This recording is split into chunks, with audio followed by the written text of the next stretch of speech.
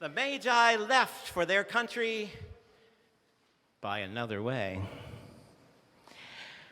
I think I might be an Epiphany Christian, if that's a thing. I might be an Epiphany Christian. I think I am a little bit like those Magi, those wise people from what's now Iran, who leave everything, drop everything, travel far with little to guide them, putting faith in a dream or two. Like those Magi, I'm looking for whatever glimmer of hope I could latch onto, looking for a possibility of good news in the middle of a lot of bad news. Like those Magi, I want to put faith in a dream or two. Like those Magi, I know I sometimes need to just drop everything and just go. Like those Magi, I don't always know where I'm going, though I have trouble stopping to ask directions. Like those Magi, I believe that sometimes borders are made to be crossed. Like those Magi, I like to give presents. Though like them, the gifts are not always what's needed or what's wanted or necessarily appropriate. Like those Magi, I do not always do well with authority. And sometimes I find it difficult to trust shifty kings or slick bishops or blustering, blundering presidents. And like those Magi, I am open to sometimes needing to shift gears, need to rearrange some travel plans, need to let go of my precious, tightly held opinions and determine that it's time to go another way. So maybe I'm an Epiphany Christian. And so I'd like you to think about whether maybe you might be one too. It's been a week. My head is still swirling and swimming in post-holiday recovery. And into that muddle has come, unasked for, a lot of confusing, disturbing news. You could recite the litany as easily as I. Australia is on fire. War is seemingly on the horizon. Anti-Semitism is on the rise. And our United Methodist denomination looks like it's on the brink of schism, splitting apart. I promise not to try to make sense of all of that confusing, disturbing news this morning, but I can't ignore it either. I can't ignore it, not as an Epiphany Christian.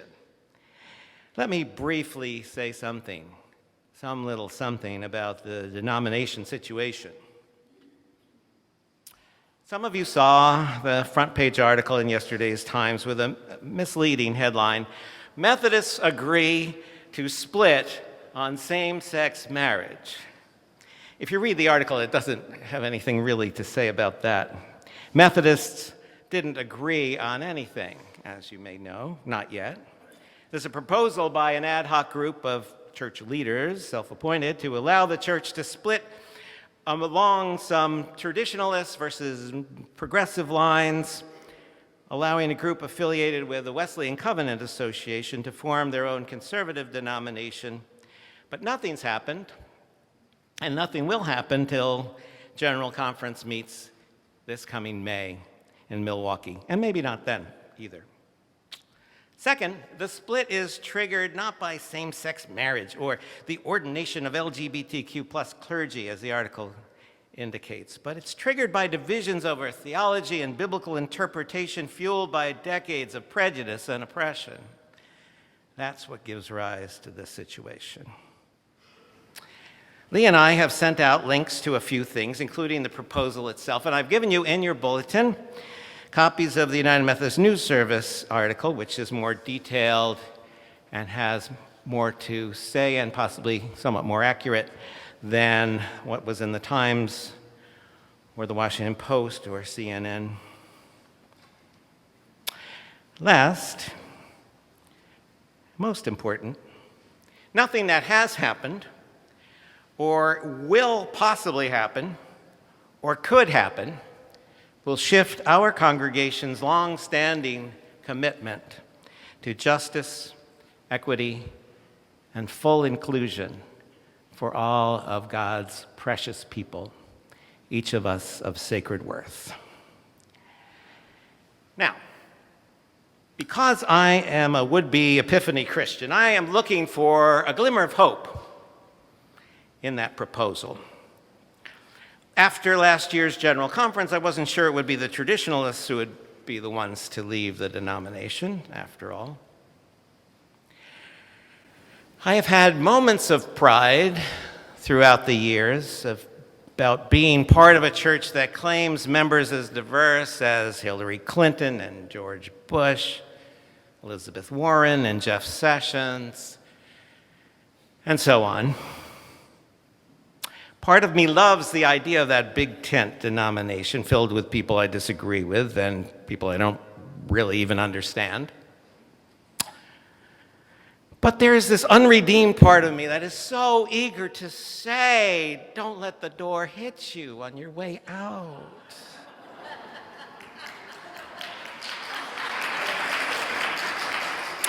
The Methodist movement has been at this place before, as you may know. It's familiar territory if you look through Methodist history.